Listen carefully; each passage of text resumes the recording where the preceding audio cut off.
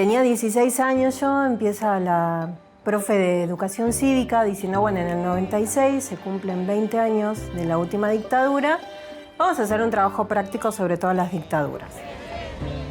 Ramírez, Carlos Alberto. ¡Presente!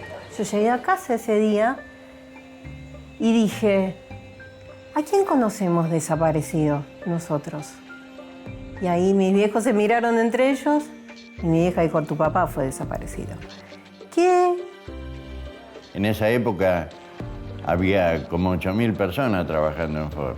Y por ese comedor, por turno, pasarían unas 1.800, 2.000 personas. Se le daba de comer en hora y media, 2 horas. Era todo muy rápido, se decía, a full.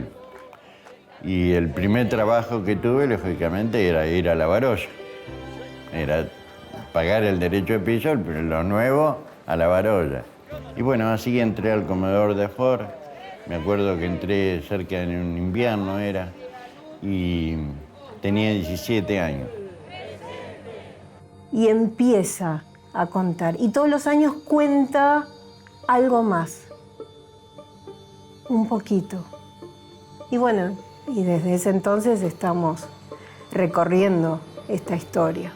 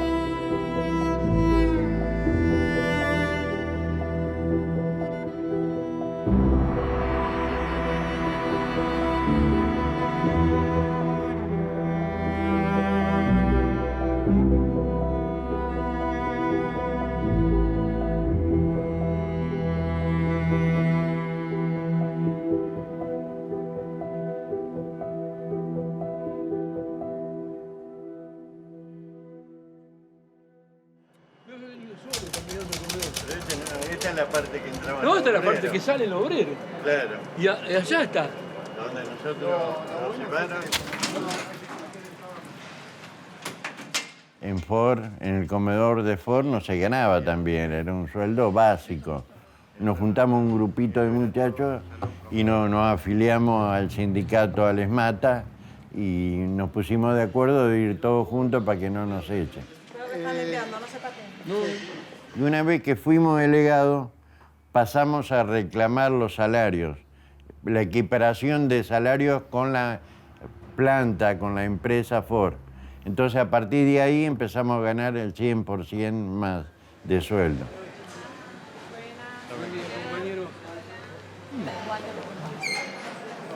¿Es María esa? Me parece. No sé.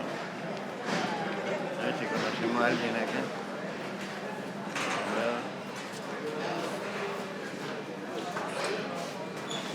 Yo te conozco. Yo te conozco. ¿Cómo me vas a conocer? ¿No me conoces más? Ah, Rosa. ¿Cómo te va? Sí. ¿Cómo ¿Cómo andás? andás? Bien. ¿Vos cómo andás?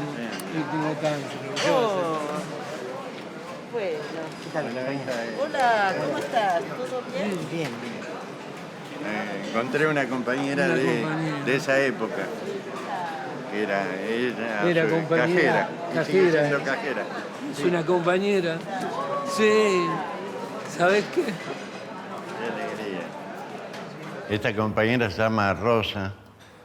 Era una compañera de esa época y cuando ella nos saludó en ese lugar que fuimos a inspeccionar con los jueces, cuando nosotros nos retiramos, compañeros de ahora que trabajan con ella, le dice, ¿por qué lo saludaste? Si vos no sabés, esto le están haciendo juicio a Ford. Dice, yo lo saludo porque no sabés lo que hicieron estos muchachos por nosotros. Y eso me llena de emoción, haber dejado un recuerdo bueno en los compañeros que nos conocieron en esa época.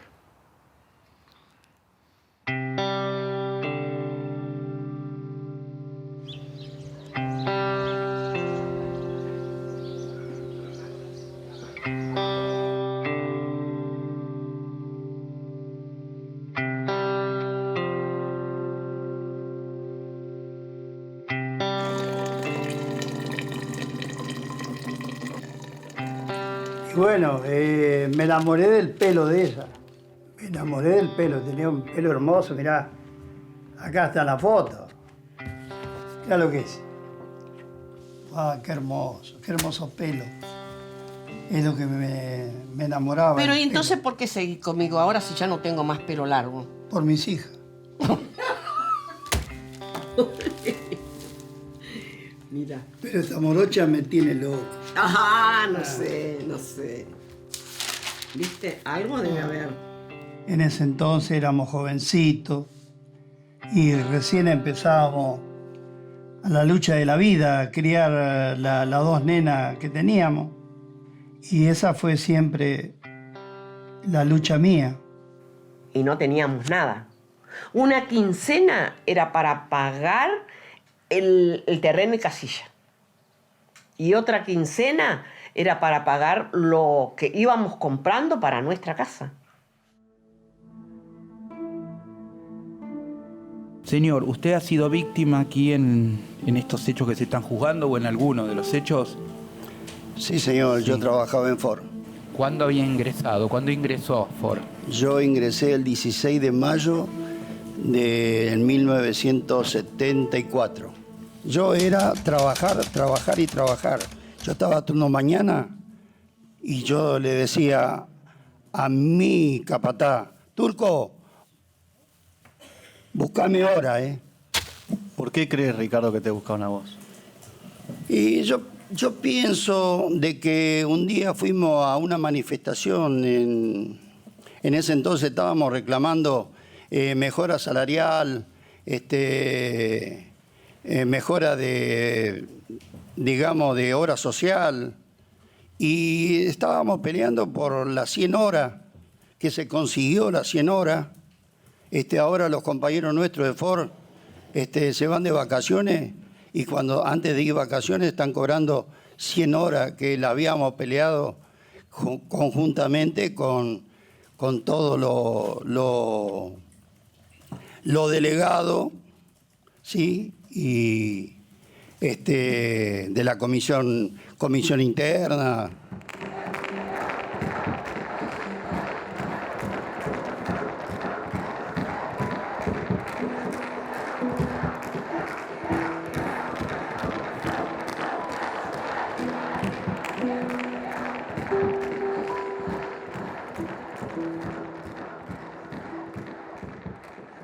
Este debe ser el puente que pasamos de la Ford.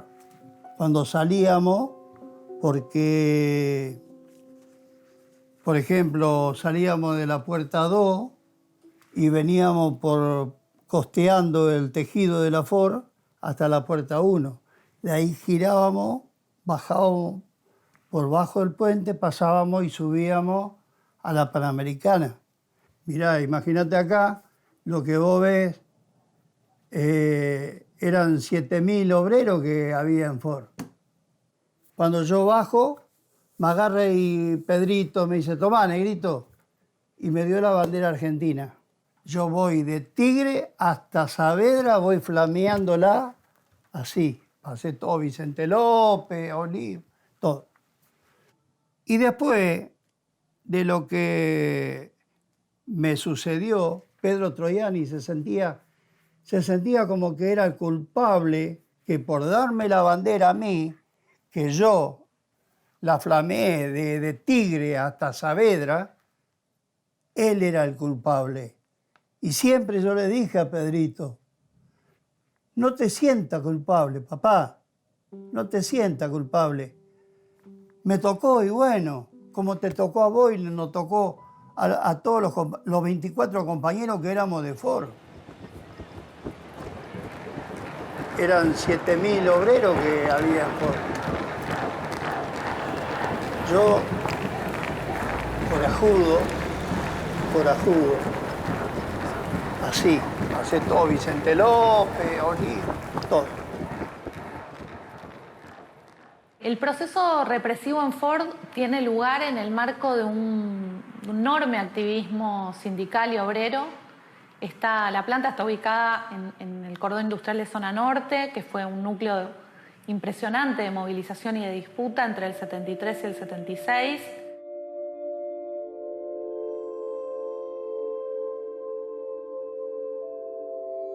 Por eso encontramos entre estos 24 trabajadores delegados fabriles que tenían una importancia extraordinaria. Eran los delegados que negociaban paritarias, eran los que llevaban adelante los reclamos frente a la empresa, eran quienes organizaban a esos miles de trabajadores que estaban en la fábrica todos los días. Lo que vemos es que la represión tiene al activismo obrero y sindical como uno de sus objetivos centrales.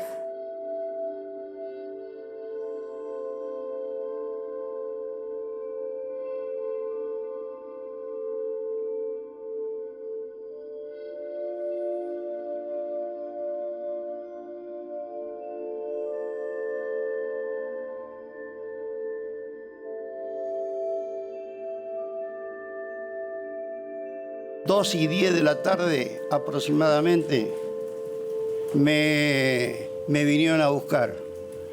Viene el capataz llorando y me dice: Negrito, te dije que te borres. Llorando, me agarra y me dice: ahora te tengo que entregar, Negrito. Y viene apareciendo 10 soldados apuntándome, porque primero llega uno y me dice: ¿usted es Ricardo Ábalos? Sí, señor. ¿Esto es usted? Sí, señor.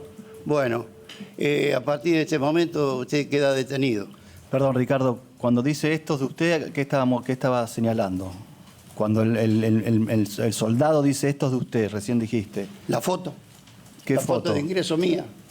Me sacaron por acá con la mano en la columna y apuntándome con el arma. ¿Y por esa puerta? No, me sacaron por la de reparación final. Al fondo. Al fondo. Bien. Ahí me esperó una camioneta. Cuando vamos a ver el lugar de... Vemos por dónde lo sacaron. Ahí estaba una camioneta estacionada marcha atrás. Me agarraron y me tiraron ahí en la camioneta y me llevaron hasta Los Quinchos. Sí. Bueno, o sea, lo mismo que dijo Propato antes. Sí. Ahí me vendaron y cada rato me venía y me torturaban. Por acá siempre lo encontrábamos a San Lulo. ¿Vos pudiste ver el momento exacto en que se lo llevaron detenido? Sí, vinieron, se presentaron, lo llevaron a él incluso me dio las llaves del cofre, me dijo: llévame mis cosas a mi casa y si le podía avisar a la señora, cosa que hice y era lo único que sabíamos nosotros de eso. Bien.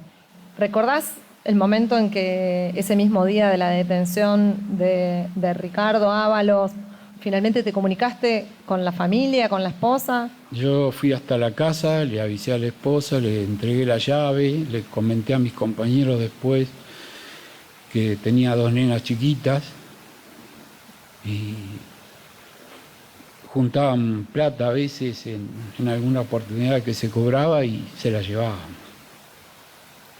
¿Vos eras uno de los que le llevaba el dinero? Claro. Exacto.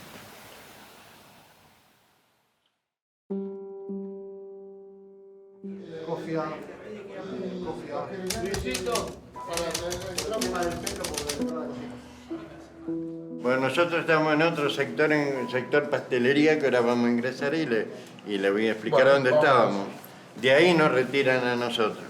Efectivamente, ellos no habían entrado desde que habían sido secuestrados en el año 76, así que habían pasado décadas, pero ellos tenían muy fresco en su memoria cómo habían sido los hechos, cada lugar. Fueron muy precisos en indicarle a los jueces los lugares donde fueron secuestrados, dónde habían sido llevados.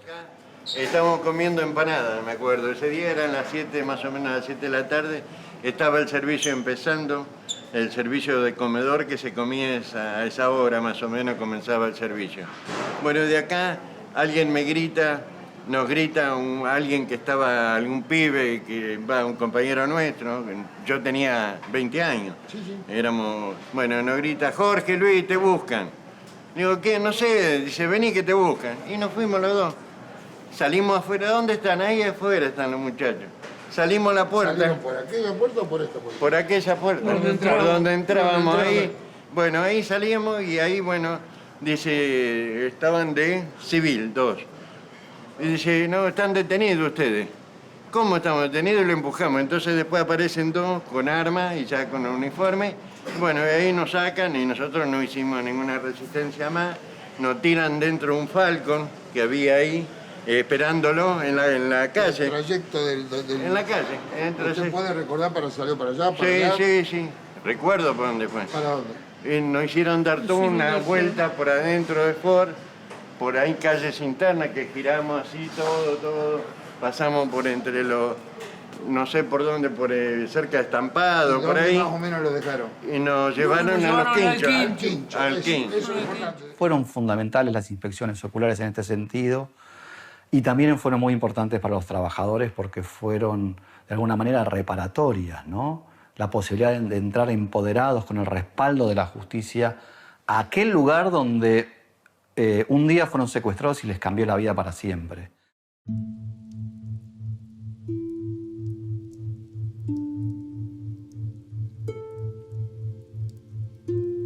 Luis, una sola pregunta. Tanto los señores Sibila como Müller, ¿sabían quiénes eran del comedor y del resto de la fábrica, es decir, los obreros, quiénes eran delegados? Pero por supuesto. Del comedor, sí, los pibes del comedor nos decían que éramos famosos. Los pibes del comedor habíamos logrado cosas que nadie la había logrado ahí en Ford, sin parar. Nosotros logramos todo de la nada, sin ninguna lucha, nada, únicamente con el consenso de la gente que nos apoyaba y ellos éramos famosos. Como Müller no se va a enterar, el jefe de planta. Los conocía por el... Cuando nosotros paramos el comedor, que no lo paramos, pero que dimos a reglamento, bajaron todos los gerentes de todos lados, venían a ver lo que estaba pasando y querían hablar con nosotros para que levantamos la medida de fuerza. Correcto, Luis. ¿Y los conocían por sus nombres y apellidos? Sí.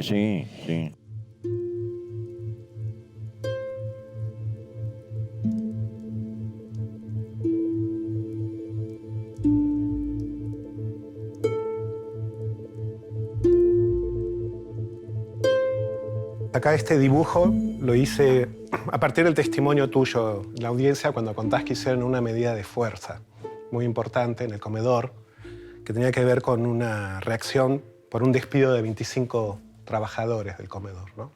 Eso nos encontramos la noticia el día lunes. Hicimos la asamblea y decidimos trabajar al reglamento pidiendo la reincorporación de los compañeros mal despedidos. Habían servido bifes, ¿no? Claro, los lunes se daba bife y puré y ensalada, sopa.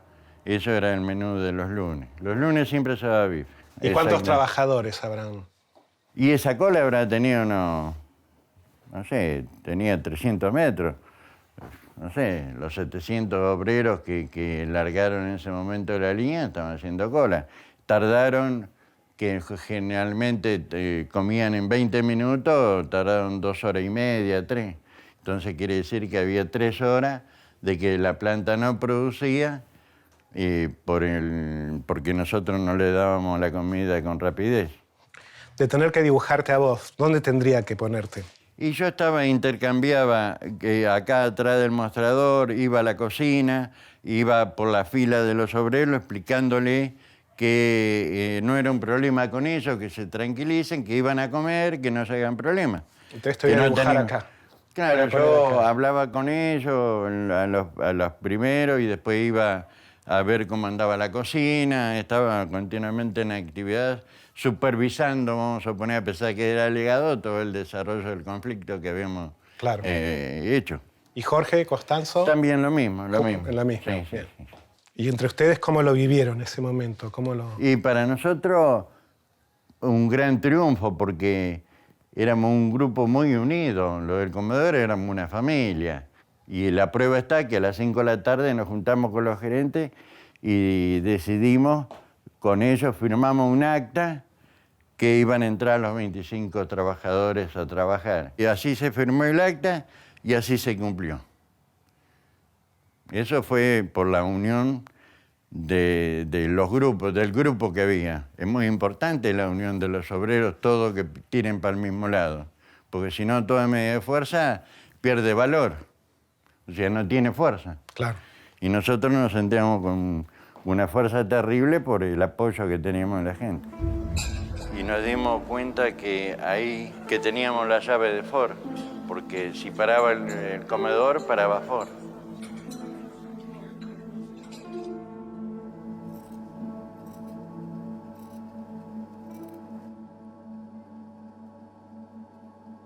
A mí se me partió la mitad el corazón, pero te digo sinceramente, vivía y andaba y hacía las cosas por mis nenas.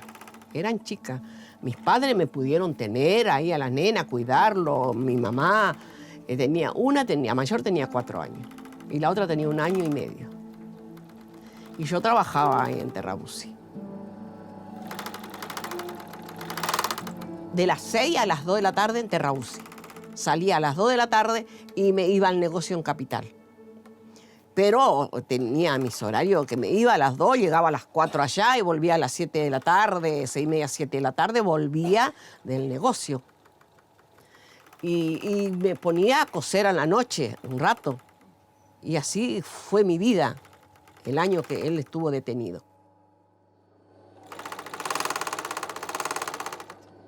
Realmente yo no quise declarar porque no quería saber nada con ello. Era algo de que yo me quería borrar de la mente. Lo que era Ford, lo que era el juicio de Ford. No, yo no quería saber nada. Entonces yo le dije a él, no voy a atestiguar, yo no voy a salir a testigo. Y Roxana dijo, yo sí. Rosana, ¿podrías decirnos cómo estaba constituida tu familia para el año 1996? Sí, bueno, mi mamá, Gabriela Córdoba, mi papá, Ricardo Ábalos, mi hermana, Elizabeth Ábalos, y yo. Bien. ¿Y dónde es que vivían en esa época, Rosana? Nosotros vivíamos en Mashuit hasta ese día que sucedió todo. ¿Qué es lo que recordás de ese día? Yo me acuerdo que, en realidad, como yo digo, mi mal cuento empezó ese día cuando me desperté en una cama de 2 plazas. En ese momento no entendía muy bien en dónde estábamos. Estábamos en la casa de mi abuela, sí, pero sí me acuerdo que estábamos en la pieza. Mi hermana era chiquita, tenía casi 2 años, yo tenía 4, y mi mamá nos da una mamadera a las 2. Le pone a ella y me pone a mí. Y nos cambian. Y era muy emocionante porque era de noche y nosotros íbamos a verlo a mi papá. Te hago una pregunta concreta. ¿Vos tenés algún recuerdo del día en que tu papá, que alguien te haya dicho tu papá fue detenido, no está más, no va a venir más, se lo llevaron preso? No. De eso no. No. Lo único que yo me acuerdo es que cuando hacíamos viajes para ir a verlo y que yo le decía a mi papá, esto no es la Ford, vamos a casa, pa. Y él me decía que él estaba trabajando y que estaba haciendo muchas horas extra. Pero yo le decía, vamos a casa.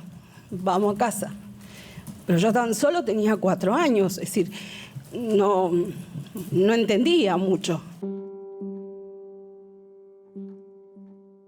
Lo liberaron a él y yo estaba trabajando y cuando salgo de Terrabuzzi me encuentro con él en la puerta, que me estaba esperando. Así que bueno, qué sé yo, fue como un alivio, como un encuentro, como todo junto, emoción, risa, llanto, porque no tengo palabra para descifrarle lo que hemos sufrido. No tengo palabras. Así que cuando yo lo vuelvo a ver a él, no sé, fue como abrirse el cielo. Y la consecuencia, uno pasa a ser otra persona después de todas esas cosas, porque son cosas que, aparte uno era muy joven. Yo después de ahí se hace difícil trabajar. Yo me levantaba a las 4 de la mañana, me iba, después que salí de estar preso, me recorría todo el cordón industrial de la zona norte a pedir trabajo. Y entré a trabajar en Kenia de cocinero, le cocinaba a 12 gerentes. Duré 15 días, cuando vinieron los antecedentes míos que había estado preso, chau Luisito, te echaban a la mierda en todos lados. Entonces me tuve que dedicar a cortar el pato, a hacer otras actividades en las cuales no poder blanquear nada, porque Vos una vez que sale uno de ahí, aparte sale marcado para toda tu vida. Esto no se lo deseo a nadie. Para mí fue algo muy fuerte de eso. La prueba está que yo le conté que había estado preso a mi hija a los 16 años recién.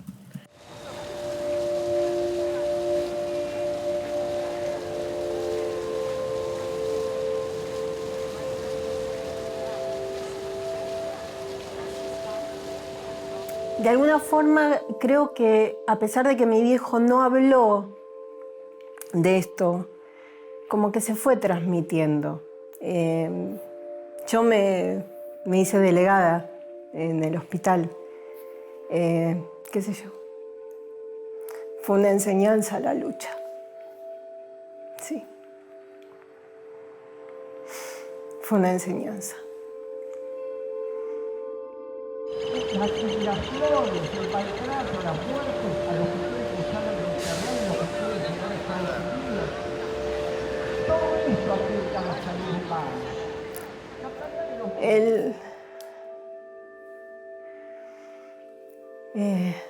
Durante mucho tiempo se sintió que era un paria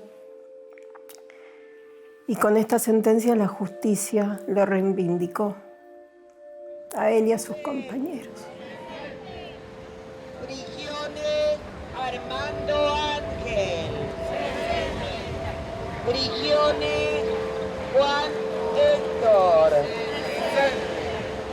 Privitera Salvador. Prosperi María Cristina. La sentencia del juicio a los directivos de Ford Motor Argentina, yo pensé que jamás se iba a condenar a eso, a ellos, por el gran poder económico que tienen y que nosotros estamos peleando con, qué sé yo, siempre digo, con nada, y ellos tenían tanques de guerra para defenderse, una cosa así. Se hizo un tiro para el lado de la justicia, salió. Una vez, ganamos un juicio, una vez.